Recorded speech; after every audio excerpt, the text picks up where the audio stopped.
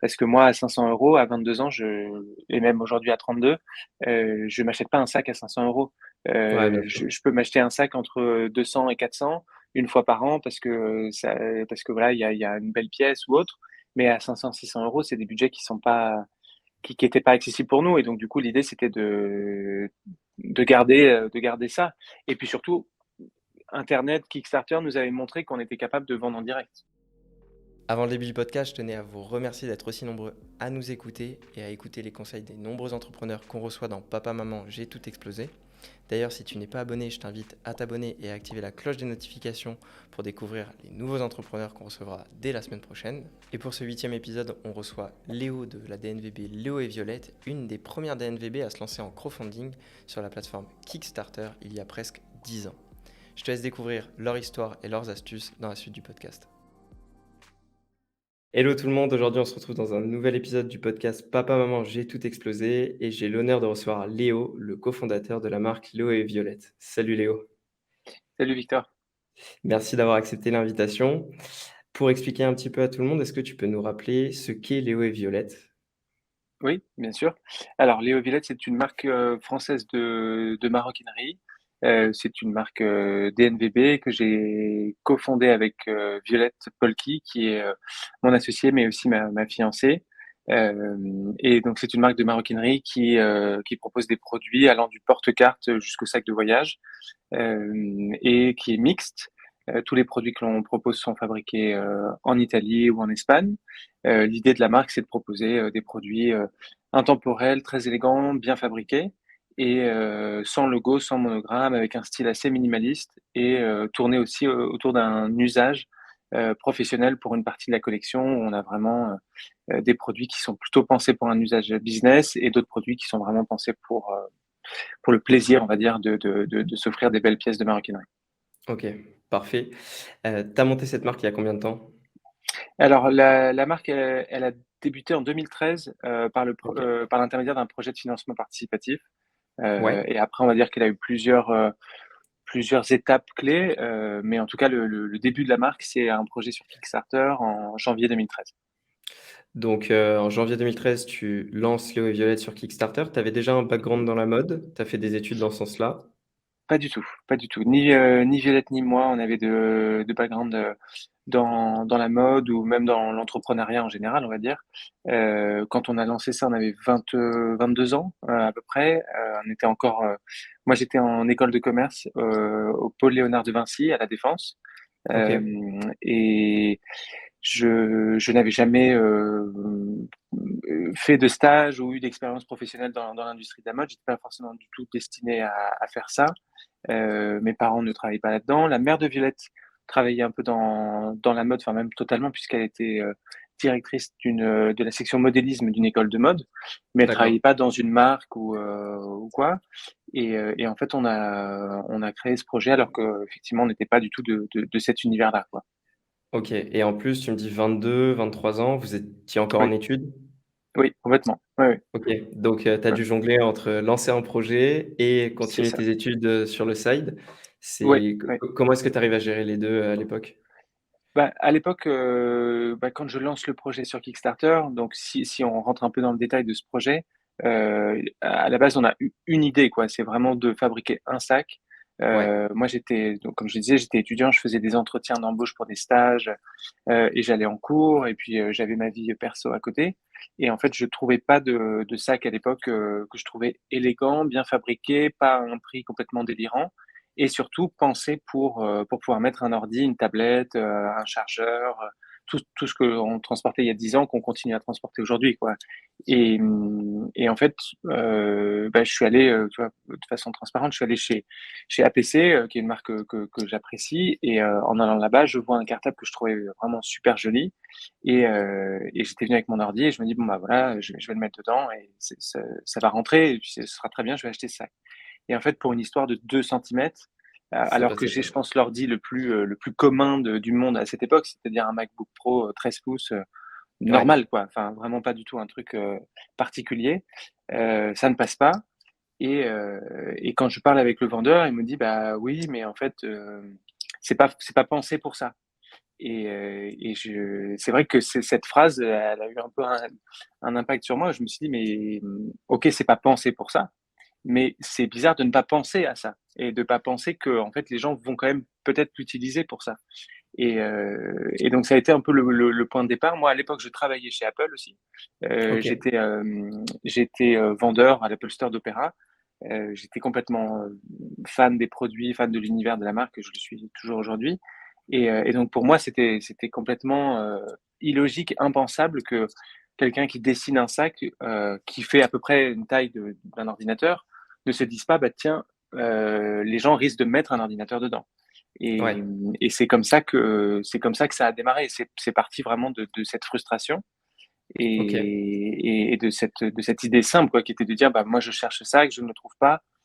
Bah, plutôt que d'essayer de le chercher indéfiniment, euh, on va essayer de le créer. Je, Ouais. je- je précise quand même qu'on est en 2012 quand ça se passe. Aujourd'hui, ça peut paraître improbable, mais pourtant, à cette époque, il y avait vraiment pas ça, quoi. C'est-à-dire que dans les marques, il y avait pas ce raisonnement de se dire, à part les marques ultra techniques, mais il y avait vraiment une division, quoi. Il y avait, les marques, de luxe ou les marques de mode, et de l'autre côté, il y avait les marques type, Incase, type, voilà, toutes les pochettes qu'on vendait d'ailleurs, dans les Apple Store et en fait, au milieu de ça, il y avait rien. C'était Ouais. un no man's land où il n'y avait pas de produit, etc. Quoi. T'avais que de l'ultra fonctionnel et t'avais pas en définitive de fonctionnel et en même temps sympa fashion. Et Exactement. donc, Ou alors tu avais du fashion ultra beau, mais pas du tout fonctionnel. fonctionnel, Ouais. et souvent hors de prix, quoi. C'est-à-dire que tu devais basculer pour avoir du made in Italy ou du beau cuir, basculer chez les marques de LVMH ou du groupe Kering, enfin des marques Ouais. qui vendent à plus de 1 000 € un sac, quoi. Ouais. Ok. Donc c'est pas du tout les mêmes budgets. Et donc Non. toi, tu pars de ton besoin personnel. Tu te Mhm, dis, mhm. je vais le créer et je vais le commercialiser, ou tu cherches juste à le créer pour toi dans un premier temps, ou Non, de je suite. cherche à, je cherche, j'ai tout de suite l'idée quand même de le créer et de le commercialiser. Parce que je me dis, Ok. si je cherche ça, je ne pense pas être le seul à le chercher. Donc je me dis, ça vaudrait le coup de peut-être le créer et le commercialiser. Ok. Et c'est pour ça que tu me disais comment j'ai fait pour gérer les études en même temps et tout. À la base, il n'y avait pas grand-chose à gérer parce que c'est un petit projet, tu vois, c'est un projet qui vient un peu à côté. Où ça, je le fais quand j'ai mon temps libre. Je réfléchis, j'imagine un peu un positionnement, j'essaie de trouver des fournisseurs et tout. Mais c'est à une échelle qui est microscopique, qui fait qu'en fait, justement, comme je fais mes études, c'est presque un bonus. Et puis, bah, si ça évolue positivement, tant mieux. Si ça n'évolue pas, tant pis, c'est pas très très grave, quoi. Ouais. Ok. Donc c'est pas ultra chronophage en définitive. Non, non, non, non, non, non. Et tu commences à faire tes recherches, tu Mhm, trouves ton fournisseur, tu fais tes croquis, je suppose, et après mhm, l'idée te mhm, vient du crowdfunding parce que tu as pas de fonds pour lancer la mhm, première prod, c'est ça? mhm, Et qu'est-ce qui fait que ton crowdfunding a fonctionné d'après toi? Qu'est-ce que tu as mis en place pour que derrière ça fonctionne et que tu puisses avoir mhm, les premières commandes et pouvoir lancer les premiers mhm. protos? Je pense qu'il y a une énorme part de timing, OK. c'est-à-dire que quand on lance le projet, encore une fois, on est en janvier 2013, donc ça fait presque 10 ans, et en définitive, à cette époque, Kickstarter, ce n'est pas ouvert aux Français, heu, puisque c'était ouvert que sur le marché US et Ouais. canadien et moi, en fait, j'avais un ami qui vivait aux US et donc j'ai pu créer le projet comme ça et en fait, si tu veux, au moment où on crée ce projet, il y a un énorme engouement sur, qu'est-ce que c'est que Kickstarter? Qu'est-ce que c'est que le crowdfunding? Comment ça fonctionne? Pourquoi est-ce que les gens utilisent ça? On sort un peu de My Major Company, les premiers artistes qui sortent de ces labels, financés par le public, et cetera et donc nous, on bénéficie un peu déjà de cet engouement, qui est de dire: «Bah, on va parler du projet, du petit cartable», parce que c'était comme ça que le projet s'appelait, hem, par le prisme du crowdfunding et puis, après on va aussi parler du produit évidemment, parce que le produit est intéressant et tout, mais on a eu une visibilité, une curiosité de la part des consommateurs ou des rédacteurs en chef, je sais pas, de magazines ou autres, parce qu'on était la première ou l'une des toutes premières marques françaises, qui se lançait sur du crowdfunding et qui en plus, sur les premiers jours a eu un vrai succès, ce qui a permis après un effet boule de neige de dire: «Bah, regardez, on a fait ça, regardez, en plus ça marche, donc du coup, Ouais, bien sûr. allez-y, parlez de nous. C'était un cercle vertueux, quoi. Donc une très grosse importance du, time to market aussi Ouais. sur le produit Ah en ah oui, réalité? mmh. Parce Ah que, oui, oui, il complètement. y avait un Mmh. vrai besoin? OK Mmh. et dès le début, tu voulais te positionner, donc tu avais pour idée de faire un monoproduit. Oui, Il y oui. a eu plusieurs déclinaisons du petit cartable Mmh mh. Mmh mh. Mmh. et comment est venue, l'idée de créer une DNVB Léo et Violette avec une gamme, plusieurs produits, aller Mmh. chercher toujours plus de produits? Bah, alors ça et d'ailleurs, c'est un point, vachement important par rapport au succès de la campagne. C'est que moi, avant de lancer le projet sur Kickstarter, j'avais regardé beaucoup de conférences, à l'époque, c'était pas trop les podcasts, quoi, c'était plus, tu vois, des vidéos Ouais, YouTube ou autres. Mais ce qu'on pourrait aujourd'hui trouver en podcast, c'était, des fondateurs de projets Kickstarter qui expliquaient comment ils avaient créé leur projet, quelles astuces ils avaient utilisées, entre guillemets, pour mobiliser la communauté.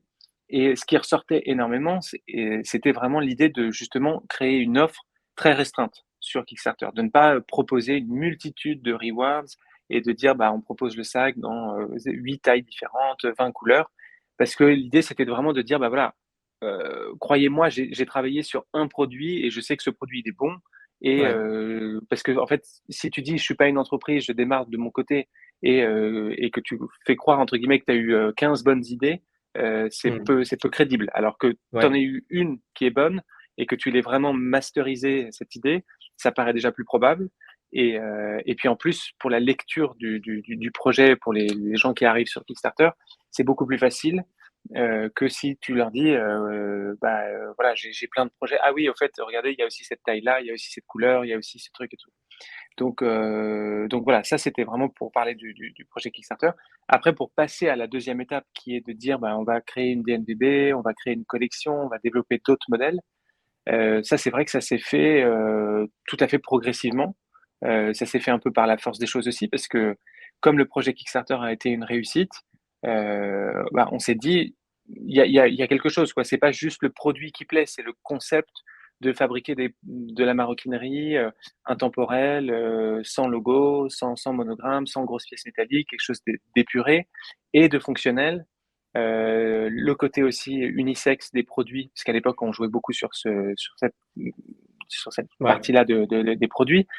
Ça plaisait, il y avait des couples qui s'étaient offert le sac dans des couleurs différentes ou dans des tailles différentes après sur des produits qu'on a sortis plus tard et voilà, il y avait un vrai attrait pour ça et en plus, encore une fois, le time to market était très bon puisqu'à l'époque, des DNVB, déjà le terme n'existait même pas, Ouais. et puis en fait, on arrivait au moment où, bah, Bonne Gueule arrivait, Cézanne arrivait, Jimmy Fairly, et toutes les marques qui se sont créées entre, 2012 et 2015 quoi, qui se sont, vraiment mises sur ce marché de, direct to consumer, vraiment voilà, d'aller dans une logique, de on s'affranchit du réseau de distribution et on s'adresse à nos clients en direct.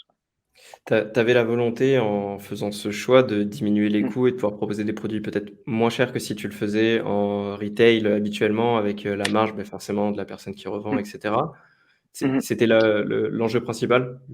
C'était l'enjeu principal, c'est-à-dire que nous, comme je disais, on n'était pas du milieu de la mode, donc on n'avait pas la connaissance de la distribution et de comment Ouais. elle s'organisait et donc quand on a compris qu'en fait, si on faisait de la distribution, forcément le sac que l'on payait, je dis n'importe quoi, à 100 € hors taxe, il allait, sortir à 550-600 € TTC au client. Bah, Mmh. on se disait en fait, du coup, on raconte plus la même histoire. Non. On est en concurrence avec des marques, avec lesquelles on n'a pas envie d'être en concurrence et puis surtout on n'est plus les premiers consommateurs de nos clients. Parce que moi à 500 € à 22 ans, je et même aujourd'hui à 32, je m'achète pas un sac à 500 €. Ouais, bien sûr. Je peux m'acheter un sac entre 200 et 400 une fois par an parce que voilà, il y a une belle pièce ou autre. Mais à 500-600 €, c'est des budgets qui sont pas qui étaient pas accessibles pour nous et donc du coup l'idée c'était de garder ça et puis surtout internet, Kickstarter nous avait montré qu'on était capable de vendre en direct donc pourquoi forcément, passer par de la distribution alors qu'on avait réussi à le faire, directement, quoi? Ouais, bien sûr. Mais les enjeux sont pas les mêmes du coup, parce que tu es une Ah non. DNVB, tu Mmh. dois montrer ce produit à beaucoup de personnes. Donc je suppose qu'il y a une Oui. stratégie de communication qui est pensée en amont. Mmh. Comment est-ce que vous décidez sur quoi vous allez communiquer? Qu'est-ce que vous Mmh. montrez d'abord aux clients? C'est, ce côté, Mmh. j'ai des produits de qualité qui sont à prix abordable, donc achète en ligne, ou, Mmh. c'est un nouveau concept fonctionnel, fashion, achète en Mmh. ligne? Comment est-ce que vous Mmh. marketez ça dans un premier temps? Bah, c'est en mouvement, permanent, en fait. C'est-à-dire OK. que ça va même dépendre parfois des produits, des collections, ça va dépendre aussi du timing, ça va dépendre des ads qu'on va distribuer, où on va se rendre compte qu'en fait, les gens réagissent plutôt à ça à des moments, plutôt à ça à d'autres. Mais c'est vrai qu'au début, on a beaucoup joué sur la transparence, sur le côté, DNVB assez assumé. Où Ouais, voilà, et c'était nécessaire parce qu'en fait, les premiers réflexes, en 2013-2014 des clients, c'est, bah, je vais pas acheter un sac à 300 € ou 350 € sur internet sans l'avoir vu. Et en ouais, fait, nous, on bien leur sûr. disait: «Mais si vous voulez le voir, il va être à 600». Donc voilà pourquoi, en fait, on le vend sur internet. Même si après il y OK. a eu des pop-up stores, il y a eu d'autres possibilités, mais au début, il fallait être un peu, être un peu pushy quoi, rentrer dedans et Ouais. expliquer les choses. Et donc on a beaucoup joué cette carte-là, et après aujourd'hui, bah, on parle plus du produit, on parle plus de oui, de la qualité, des matières, de la fonctionnalité, et moins du côté, business, on va dire, et des NVB, parce que aussi c'est moins différenciant qu'avant, c'est-à-dire qu'il y a beaucoup plus de marques maintenant qui sont Bien des sûr. DNVB, et il y en a même une qui se crée toutes les, je pense, 10 minutes en France sur, Ouais.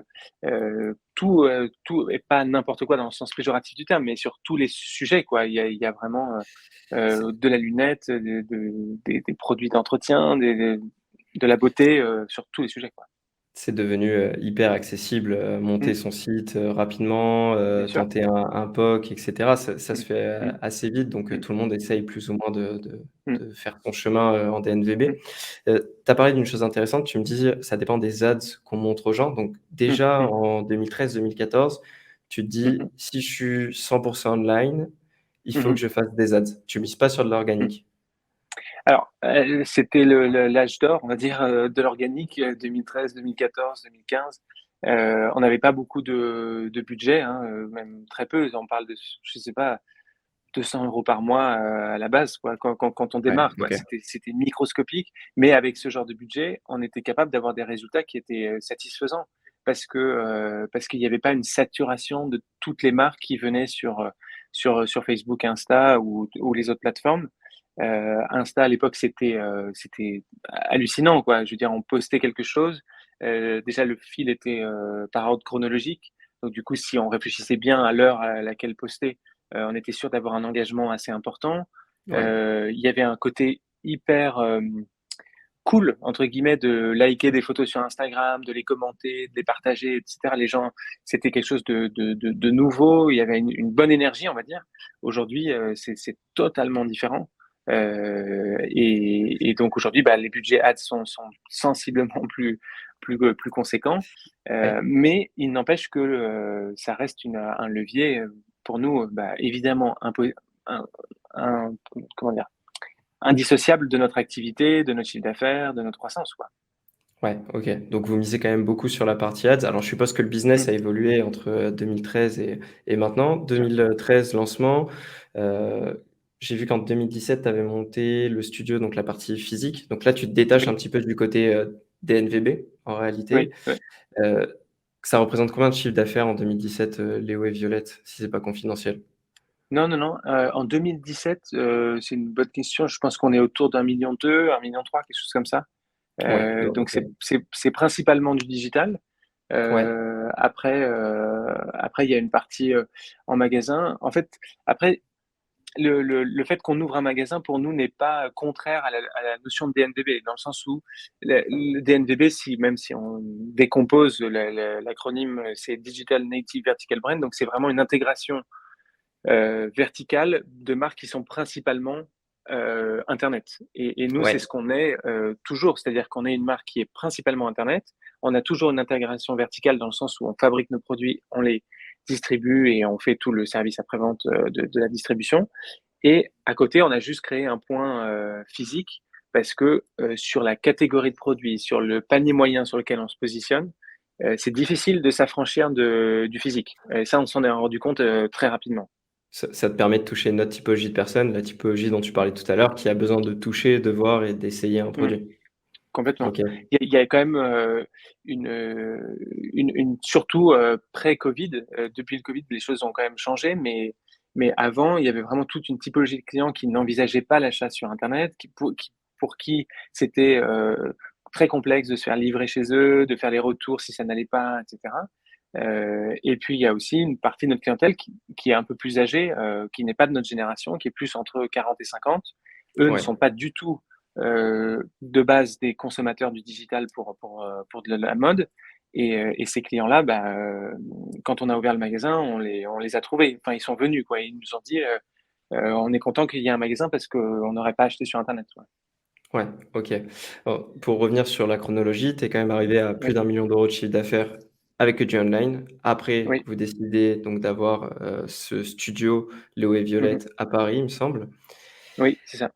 Derrière, vous continuez à développer la gamme, vous Oui, continuez à faire donc des ads qui est mhm, la stratégie majoritaire en fait pour le développement de Léo et mhm, Violette. mhm. Oui, Et oui, oui, oui. OK, Pardon. et comment est-ce que, une boîte comme Léo et Violette, qui a toujours misé sur le digital et sur les ads, arrive, à faire face à des changements comme, iOS 14.5 en, Mhm, 2020-2021, mhm, l'arrivée de d'autres annonceurs, comme tu disais, en 2013, c'est l'âge d'or, il y a pas grand mhm. monde, maintenant il y a beaucoup plus de monde. Qu'est-ce que vous mettez en place pour, faire face à ces différents changements? En fait, je pense que comme toutes les marques, on est à l'écoute. On regarde ce qui se passe, on essaie de saisir les opportunités. Je sais pas si on est un exemple, absolument. Je pense qu'il y a des marques qui l'ont mieux saisi que d'autres, mais en fait, à chaque fois, il y a des petits âges d'or, tu vois? C'est-à-dire que, par exemple, quand Insta sort, les stories, au Ouais, début, les stories, c'est très organique, c'est très facile. Les gens regardent énormément les stories, interagissent beaucoup avec. Et donc, du coup, forcément, si toi, tu te dis, OK, bah là, les stories, c'est devenu un truc qui marche très, très bien. Je vais me mettre sur ce créneau-là parce que, en fait, Insta est en train de le pousser à fond. Du coup, tu peux saisir cette opportunité. Quand il y a, je sais pas, maintenant, ça va faire quoi, 2 ans, ils disent, OK, on va mettre les reels à fond en avant sur Insta, on va pousser ce type de contenu et tout, c'est une opportunité à saisir et ça laisse la porte ouverte à du nouveau contenu créatif. Encore une fois, nous, par exemple, sur les reels, on n'est pas du tout positionné, on n'est pas bon sur ce sujet et on a OK. certainement raté le train en marche. Aujourd'hui, on peut toujours le faire, mais ce sera peut-être pas aussi fluide et ça générera pas la visibilité que ça pouvait générer, il y a encore quelques mois ou quelques années. Mais par contre, moi, je suis sensible à ça. Je suis très digital, je sais pas, friendly ou native, je sais pas comment le dire, mais j'aime bien les outils, les outils des réseaux sociaux. Je suis un consommateur, mais même en général, je regarde je sais pas, les OS qui sont à disposition et qui permettent certaines nouveautés, certaines fonctionnalités. Et donc, j'essaie de transmettre ça aussi aux personnes avec qui on travaille. Ouais. Mais ce que je veux dire, c'est que à chaque fois, il y a des opportunités qui se créent. C'est juste, il faut arriver à les identifier, les saisir et qu'elles aussi collent avec l'image de marque. Évidemment, là, je peux penser à TikTok, qui est, Ouais, tout à voilà, fait. une opportunité énorme et des marques qui ont réussi à saisir ces opportunités. Après, est-ce que nous, Léo et Gillette, notre ADN est TikTok compatible? Instinctivement, je dirais non. Après, est-ce qu'on peut créer d'autres contenus qui peuvent l'être, etc. Voilà, c'est une Je réflexion à avoir. je pense que, toutes les marques peuvent être, compatibles sur TikTok. Il suffit de Mmh. regarder, Printemps ou Galeries Lafayette sur Mmh. TikTok, ça dénote pas. Tu peux avoir une très belle marque, être dessus. Mmh. Il faut juste le marketer, à sa façon et pas aller Ouais, c'est ça. dans un message différent que celui que Mmh. veut véhiculer la marque en général. Mais, Mmh mh. c'est hyper intéressant ce que tu dis. Ça veut dire que pour continuer à avoir une DNVB en croissance, je suppose que vous avez de la croissance chaque année, Mmh tu es mh. obligé, d'innover et de tout le temps aller chercher les nouveautés qui vont te faire craquer un petit peu le système d'acquisition, Mmh quoi. mh. Mmh mh. Ouais. Oui, oui, oui. Après, ça c'est une partie, très, très importante. Mais la partie aussi qui reste la plus importante et celle qui va vraiment te permettre d'avoir de la croissance, ça reste le produit. Ouais, Et avant tout, en fait, c'est la qualité de ton produit, c'est la qualité de l'expérience client qui va permettre en fait aux gens de rester clients de la marque, d'avoir un bouche à oreille favorable et qui va faire que tous les petits à côté, enfin petits ou gros d'ailleurs, hein, mais les à côté de communication, les efforts sur les différentes plateformes vont avoir une toute autre résonance parce que les gens vont en avoir entendu parler, peut-être dans un premier temps positivement par du bouche à oreille, alors que s'ils passent comme ça sur un fil ouais, bien ou sûr. quoi, ça va pas les marquer. Et, je pense qu'il y a des marques de DNVB qui aujourd'hui ont des succès absolument extraordinaires, alors qu'ils ne sont pas forcément sur 50 plateformes et diffusent tu vois, énormément de messages. Je pense à une marque comme Bonsoir. Ouais, Alors après. peut-être que je connais pas assez ce qu'ils font, mais pour moi, Bonsoir, ils sont pas partout.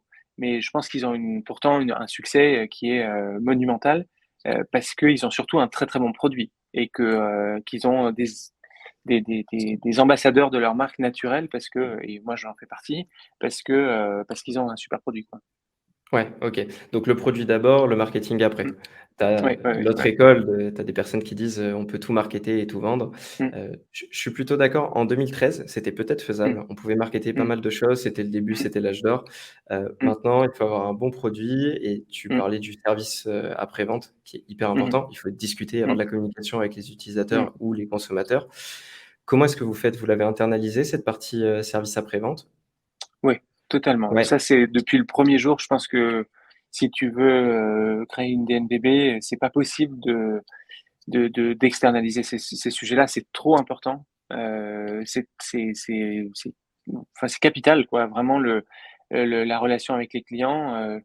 Il y a trop d'enjeux sur ce sujet et il y a trop de plateformes. Aujourd'hui, on peut se faire contacter par 53 biais différents.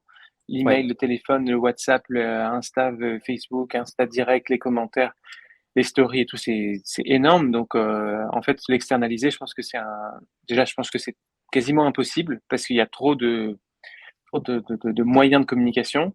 Et puis le message n'est jamais standardisé. On peut pas répondre. C'est comme ces sites qui aujourd'hui mettent des outils. Enfin, moi, je déteste ça, mais après, il y a plein de sites qui le font. Mais tu vois, des outils automatisés de chat où tu sais, tu ouais. viens, tu poses une question et par de l'intelligence artificielle, ça va automatiquement te répondre à certains sujets et tout. Effectivement, si tu viens et tu dis juste, bah, j'aimerais savoir où est mon colis, le truc va pouvoir te répondre peut-être à peu près correctement et tout. Mais en fait, 90% du temps, pour moi, quand tu viens là-dessus, c'est que tu as un problème qui nécessite en fait l'écriture de quelque chose, qui nécessite une compréhension, qui nécessite un humain. Ouais. Et si derrière, tu as un humain qui n'est pas formé ou qui connaît pas bien ton langage ou ton histoire ou quoi, bah, oui, tu vas pouvoir répondre, mais pas qualitativement et donc du coup, le risque, c'est que cette personne voilà, ne revienne pas, quoi. Ouais, donc tu vas perdre en définitive un client, Mmh. même il aura acheté une fois, mais tu vas diminuer ton réachat. Mmh. Mmh. D'ailleurs, c'est une des choses les plus primordiales, je pense en Mmh. 2022, c'est de pouvoir jouer sur le réachat parce que ça Mmh. coûte, Ah ouais, ouais, 8 fois moins cher de faire ouais. racheter plutôt que Mmh. d'acquérir un client. Mmh. Comment est-ce que, vous avez arrivé à gérer le rachat, d'ailleurs chez Léo et Violette? Je suppose qu'il y a une stratégie d'emailing, tu fais des Ou ads par rapport à du rachat? oui, oui, oui, bah, dans les ads, on a, vraiment, différentes, strates de publicité avec une audience, chaude, une audience froide, donc des clients qui sont pas venus sur le site depuis, je sais pas 30 jours, 60 jours ou autre, ou des clients qui en ont pas acheté depuis un certain temps et en fonction des profils, on va pouvoir, adresser certaines typologies de messages. Après on a un tunnel d'emailing, pour les clients post-achat où on va pouvoir les relancer, leur donner des conseils d'entretien, leur présenter peut-être des nouvelles collections. OK. Mais c'est vrai que pour nous, ça reste un sujet délicat, difficile, parce qu'encore une fois, le panier moyen, pour dire les choses, hein, on est à un panier moyen à peu près à 340 euros TTC. Donc OK. c'est un panier qui est vraiment élevé, Ouais. qui fait que c'est difficile de pousser les gens et de leur dire: «Ah, venez faire un réachat chez nous, venez dépenser potentiellement 700 euros dans l'année». C'est un investissement qui est important Donc il faut le faire, mais il faut le faire aussi de façon mesurée, réfléchie, parce qu'on leur demande pas de leur acheter une paire de chaussettes à 20 euros, quoi. Ouais, tu peux pas, facilement faire acheter un deuxième sac à quelqu'un. Par Non, contre, tu peux faire racheter un portefeuille, un porte-carte qui est un panier, c'est plus possible. faible. Oui, oui, oui, oui, Ouais, oui, oui.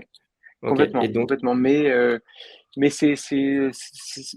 tu vois, en général, quelqu'un qui vient t'acheter un sac, bah, s'il n'a pas acheté le portefeuille au début, c'est que en fait, il l'appréciait pas forcément. Peut-être, 1 an après, 1 an et demi après, il a peut-être changé d'avis sur, son portefeuille ou son portefeuille s'est abîmé et il a envie d'en changer.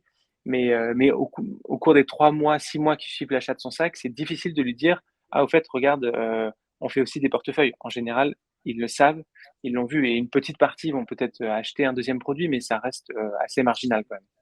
ouais, OK, donc l'enjeu est quand même principalement sur, de l'acquisition plutôt que du rachat parce que le rachat, je comprends que tu le travailles avec la notoriété et les mails plus que l'acquise en définitif, en elle-même. Oui, oui, exactement. Hem, OK. Est-ce que vous ciblez des pays européens pour les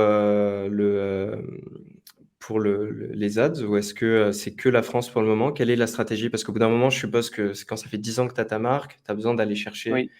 d'autres choses, d'autres marchés, essayer de proposer, de nouveaux produits à d'autres consommateurs qui n'ont pas l'habitude de consommer du Léo et Violette. Oui, alors on fait essentiellement, pardon, le marché, français ou francophone, parce Ouais, que c'est les marchés les plus, intéressants pour nous. Aujourd'hui, on a sur notre chiffre digital, on a à peu près 70-75 de notre CA qui est fait, en France et le reste qui est fait, à l'international. On fait de la pub un petit peu en anglais, surtout du, retargeting. Donc en fait, OK, des clients qui sont venus, depuis un pays étranger et du coup, on leur distribue des ads pour leur redonner envie de venir. Alors après, depuis peu, on est passé sur Shopify Plus, ouais, donc qui est une plateforme qui nous permet de faire des duplicata de nos sites. Et donc aujourd'hui, on a un site US, slash Canada. Et en fait, on est en train de mettre en place des ads exclusivement pour de l'acquisition sur le marché américain, canadien, dans OK, l'optique de rediriger ses clients vers un site, vers un site US où c'est écrit en anglais de base, où les prix sont en dollars, où tout le shipping est pris en compte, la taxe, les douanes, etc. Parce qu'il y a une vraie question à se poser sur est-ce que aujourd'hui aussi on n'a pas fait forcément beaucoup d'ads en dehors de France parce qu'à un moment donné, si tu le fais, il faut aussi être capable de suivre derrière ouais, en bien sûr. production et d'être capable de suivre d'un point de vue logistique. Et nous, on fabrique vraiment en flux tendu, donc on n'a pas énormément de stock. Et donc si on ouvre un nouveau marché, mais que derrière c'est pour dire au client, bah en fait on n'a rien, ou Mmh. on a, mais vous êtes livré dans 2 mois, c'est pas très intéressant. Là, on a restructuré certains aspects du business et donc du coup, on peut plus facilement se le permettre. Ouais, il vaut mieux le faire bien plutôt que lancer à moitié, avoir une mauvaise expérience client et C'est ça. ensuite, perdre la clientèle. Ouais, voilà, ça dépend. Il y en a qui te diraient, non, il vaut mieux y aller, et un Ouais, peu faire, du, comment lean startup, on appelait ça, ouais, j'avais appris ça à l'école, ou vraiment du test and learn tout le temps, et tout. Mais, je pense que les 2 se valent, les 2 possibilités existent. Après ça dépend du tempérament. Moi, mon tempérament, c'est plutôt de faire les choses, tranquillement et sereinement, plutôt que de les lancer et me dire: «Merde, en fait, on n'est pas prêt, quoi», et du ouais. coup devoir gérer plein de clients qui sont pas contents, quoi. Tu parlais de, test and learn, c'est intéressant, ça Mmh. fait, bientôt 10 ans Léo et Violette, je suppose que Mmh. tu en as fait plein. Est-ce que tu as Oui. remarqué des best practices, pour le taux de conversion sur le site? Parce que je sais que c'est, une problématique récurrente sur le DNVB, comment améliorer Mmh. son taux de conversion? Qu'est-ce qu'un beau taux de Mmh. conversion? Est-ce qu'il y a des trucs que tu as vus qui ont fonctionné pour vous, qui peuvent fonctionner pour d'autres? Je sais pas, le paiement en plusieurs fois, un bouton à un Mmh. endroit, le travail des fiches produits? Non, je pense que c'est le travail des fiches produits, vraiment. C'est-à-dire Ouais, que, en fait, je pense qu'au début, et moi j'étais beaucoup comme ça, au début tu penses, énormément que, si tu mets ton CTA avec un fond, jaune ou rouge ou, en gras ou un truc ou un peu plus haut, un peu plus bas, ça va impacter, et cetera. Oui, ça peut peut-être impacter un client sur 1000, parce que, mmh, celui-là, il le voit mieux le CTA et du coup, hop, il a envie d'aller dessus, j'en sais rien. Mais par contre, ce qui est certain, c'est ce qui va réellement impacter, c'est la qualité du contenu. Et donc le contenu, c'est très large, hein. C'est la photo, la vidéo, le contenu rédactionnel de description du produit, l'information que tu donnes par rapport à la livraison. Ouais, On s'est rendu compte que énormément de clients appréciaient sur la fiche produit, retrouver les infos directement de livraison, c'est-à-dire j'ai envie d'acheter ce produit, est-ce que je sais dans combien de temps je vais l'avoir? S'il est en stock, j'aimerais qu'on me dise maintenant que je peux l'avoir dans 2 jours parce que par exemple, il y a des gens qui viennent pour faire un cadeau ou quoi, ils ont pas envie d'arriver sur la page panier et de voir sur la page panier qu'en fait, ils l'auront, après la date butoir de leur cadeau ou ce genre de choses. ouais. Et voilà, nous, ce qu'on a vu, et bon, c'est pas c'est un secret pour personne. Peut-être que les gens s'en rendent pas forcément compte, mais enfin, l'oubli, c'est que le contenu qui est incroyable, c'est la vidéo, quoi. C'est-à-dire que nous, aujourd'hui, sur chacun des produits que l'on sort, on a en bas de la fiche produit, on a une vidéo qui est tournée d'ailleurs au magasin et qui est une vidéo où en fait on montre ce que l'on peut mettre à l'intérieur du sac. Donc en Ok. fait, on pose le sac face caméra et puis on rentre un ordinateur, un téléphone, quoi. Même quand ce sont des petits sacs à main tout petits, bah, on va juste montrer qu'on peut mettre un téléphone, un rouge à lèvres, des clés, etc., etc. Et en fait, ce contenu vidéo, en 9 ans, je pense qu'on a reçu mais des milliers de messages de clients qui nous disent mais merci de faire cette vidéo, quoi. Merci Non, parce c'est que dingue grâce à ça. cette vidéo, j'ai vu que, enfin, j'ai compris que mon ordinateur rentrait. Alors que pourtant, dans la description, on écrit Ouais, votre ordinateur rentre, qu'on a parfois des photos où justement on fait rentrer l'ordinateur un peu pour bien expliquer aux gens, etc. Mais rien ne remplace cette satisfaction visuelle de voir un ordinateur rentrer dedans ou de voir un téléphone et de se dire ok, c'est bon, je suis rassuré, je sais que je peux mettre ça dedans. Et ça, c'est des vidéos qui nous coûtent 0 € à fabriquer, puisque tout est fabriqué en interne, tout est tourné au ok. sein du magasin, mais avant, c'était pas tourné. Quand on n'avait pas le magasin, c'était tourné chez les parents de Violette. On se mettait derrière une table, c'est un plan fixe avec une caméra, ça peut même être tourné à l'iPhone, et c'est un montage sur iMovie qui dure à peu près 4 minutes, je pense, à faire. Et on exporte la vidéo et c'est terminé. Et en fait, ce plan-là, qui dure 15 secondes, nous a peut-être généré, sans exagérer, peut-être plus d'1 million, 1,5 million d'euros de chiffre d'affaires sur les dernières années, Ok. juste avec ça, quoi. Comme quoi, on peut arriver à optimiser son taux de conversion, améliorer son chiffre d'affaires sans Mm. dépenser des cents et Sans des dépenser une mille. fortune. Mais et après, nous, il y a d'autres projets, d'autres choses sur lesquelles on va dépenser sur des campagnes vidéo, enfin sur des shootings photos, etc. Il y a 10 jours, on était à Palerme avec une équipe de 8 personnes pour faire des photos, pour faire de la vidéo. Et là, on va dépenser parce qu'on a envie de faire des beaux projets, des beaux contenus, etc. Et ça reste entre guillemets obligatoire de faire ça. Mais Ouais. par moment, il faut pas aller chercher trop loin, quoi. Une idée très très simple. Il faut vraiment se mettre à la place du client, quoi, et se dire est-ce que moi, je connais très bien mon produit, je sais ce que je peux mettre dedans, je l'ai vu, je l'ai testé, voilà. Mais est-ce que la personne qui est derrière son écran connaît bien La compris. mon Ouais. produit, quoi? Mm. Il y a un autre entrepreneur, j'ai oublié son nom, je Mm. sais plus qui me l'a dit, mais il me disait: «La simplicité vend» et je pense Mm. qu'il y a rien, de plus vrai. Plus c'est compréhensif et plus c'est simple, plus les gens vont Mm. au bout. On le voit nous Mm. aussi avec nos clients, quand la page produit est claire, que le tunnel est simple, ça Mm. fonctionne normalement, il y a pas de raison. Mm. Mm. Et ce qui est intéressant, c'est que tu parlais du format vidéo. Est-ce que le format vidéo, c'est aussi quelque chose, qui vous a permis de step up au niveau publicitaire, au niveau des ads Mhm. ou au Mhm. contraire, c'est pas ce qui fonctionne le mieux? Ça dépend, pareil. OK, Il y a eu pas mal de phases. À une période, les personnes avec qui on travaillait sur ce sujet nous disaient: «Il faut faire beaucoup de vidéos, il faut c'est ça maintenant, la photo ça marche plus». Voilà, on a toujours fait un peu des 2.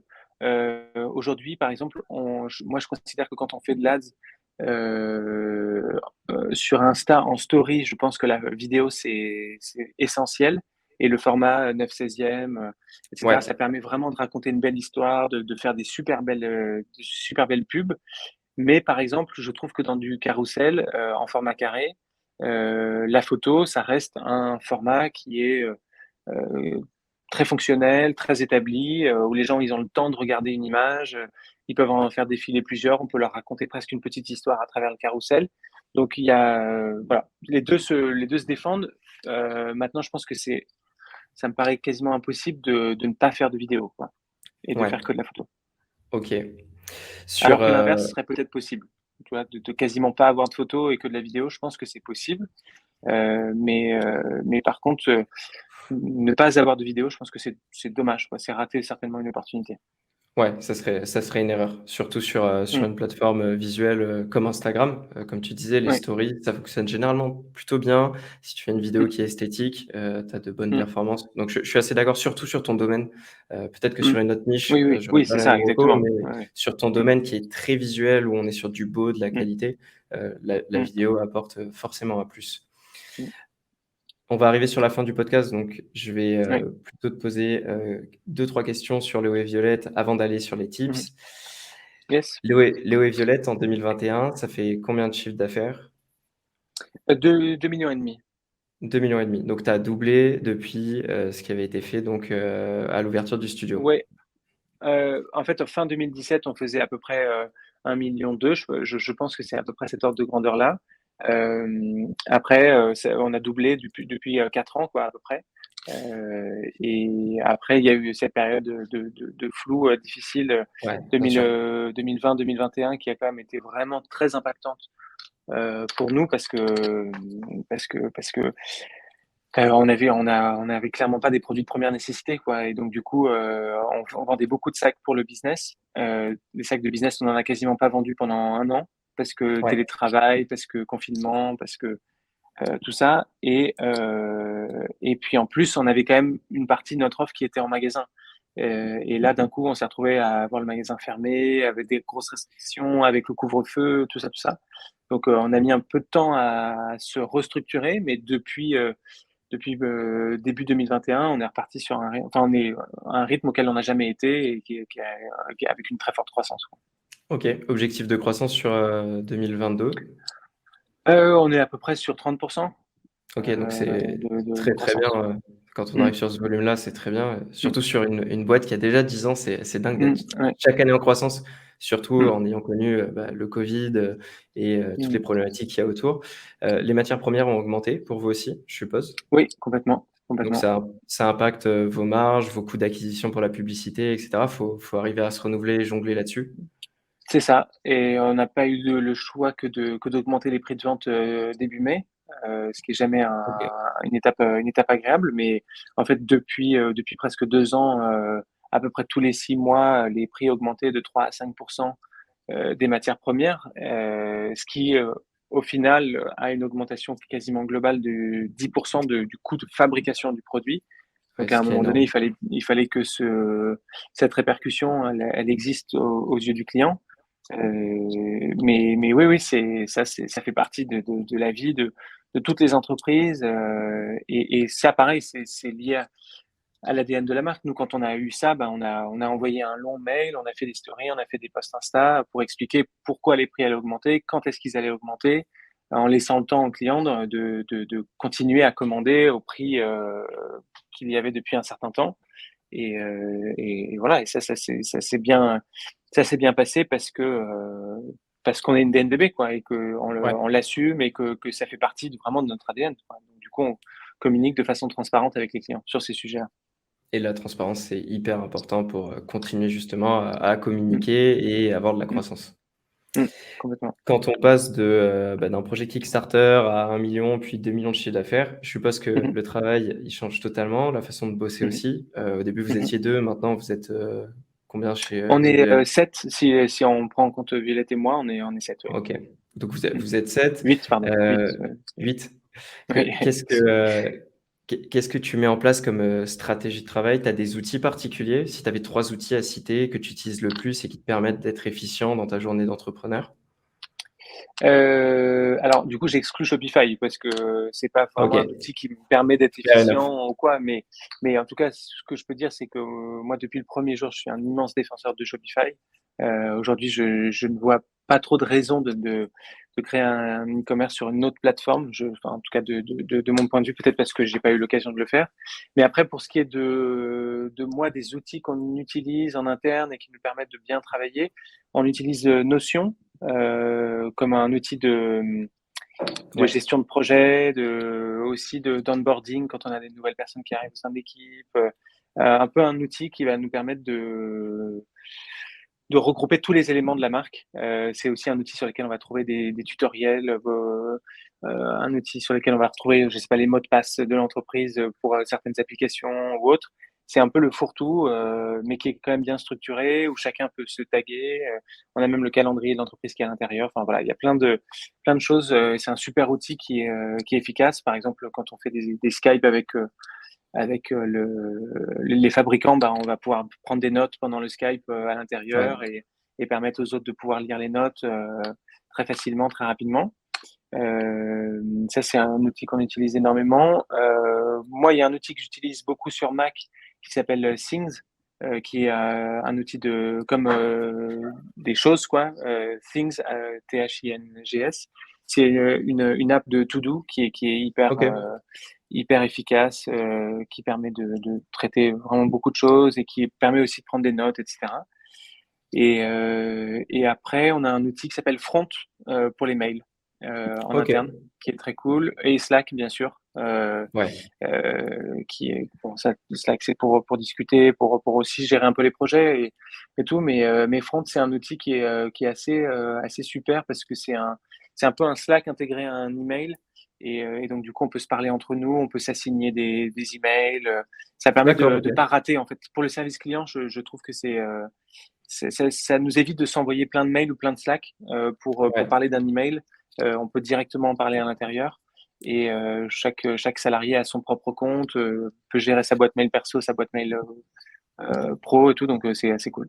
C'est un peu comme un pastel où tu peux faire un retour sur un nouveau site en disant, bah, là, en fait, le Mmh, bouton, je veux qu'il soit plus rond. Pareil, tu pinges mmh, le mail, tu dis: «En fait, tu peux répondre ça» et cetera. C'est ça? C'est exactement, dans ce exactement. sens-là? OK. Eh beh, Et puis tu peux par exemple prévoir la réponse d'un email. Si tu veux envoyer un mail et que tu veux qu'il parte dans 3 heures, bah, tu peux dire OK, je ouais. veux qu'il parte dans 3 heures. Ou au contraire, si tu sais que ce mail-là, tu peux pas y répondre maintenant, bah, tu vas pouvoir te le snooze jusqu'au lendemain ou le surlendemain parce que tu sais que tu auras la réponse que le lendemain pour répondre au OK. client.